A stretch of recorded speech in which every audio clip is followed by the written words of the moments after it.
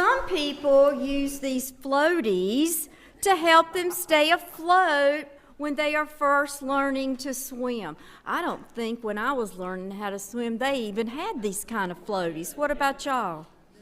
I think it was just you get thrown in the water and see what happens. Hopefully something good. For some people, learning to swim can be a very frightening experience. They are so afraid of drowning that they don't want to leave the shallow end of the pool. And if they do, they want to stay close to the edge and hold on to the side of the pool. I was a lifeguard for a long time, and Steve Barfield can probably tell you too. You could see the non-swimmers because they would start at the shallow end and they would eat down to where they couldn't touch the bottom anymore. The only trouble is you can't learn to swim with your feet on the bottom or with your hands holding on to the side of the pool. I heard a story about a little boy who wanted to learn to swim, but he was afraid that he might drown. Then one day, a new swimming instructor came to the pool. This instructor's swim lessons were exactly what the boy needed. He knew that the boy was afraid of drowning, so as the lesson began and the boy began trying to swim, he walked alongside with his hand underneath the boy's belly. His hand was like a safety net in the boy's mind. He knew that he had nothing to fear because his instructor was there to keep him from going under. Sometimes life can be a lot like learning to swim.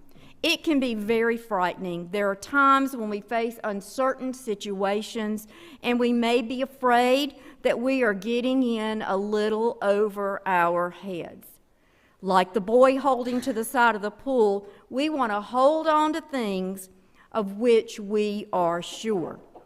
There's no reason for us to be afraid.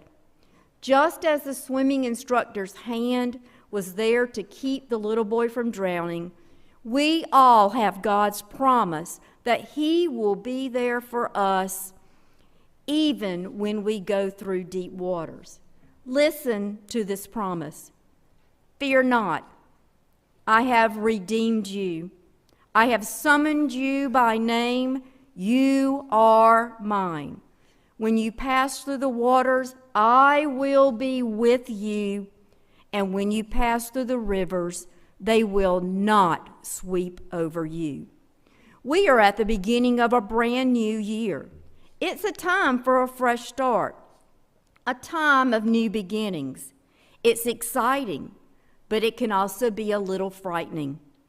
As you face new situations in the coming year, let God's hand support you.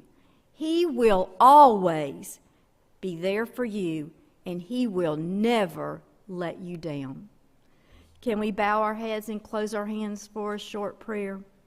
Dear Father, as we all face uncertain days of a new year, we place our life in your hands. We claim your promise that you will always be with us. And all of God's children said, Amen.